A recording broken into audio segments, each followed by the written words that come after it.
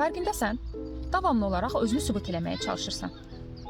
Bəzən fərqinə varmadan hər sözümüz, hər addımımız bir sübuta çevrilir. Sanki varlığımızı təsdiqləmək üçün dayanmadan mən buradayam deyirik. Özümüzü sübut eləmək çabası çox vaxt uşaqlıqdan yaranan bir ehtiyacdır. Qəbul edilmək, sevilmək, görülmək istəyi.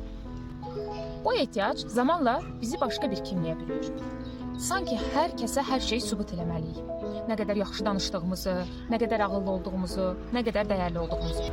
Ancaq insanın nitqi, danışıq tərzi, yəni səsi onun daxili dünyasının aynasıdır. Əgər içində daimi bir özünü sübut təlaşı varsa, bu təkcə psixologiyanda deyil, nitqində də, bədən dilində də özünü göstərəcək.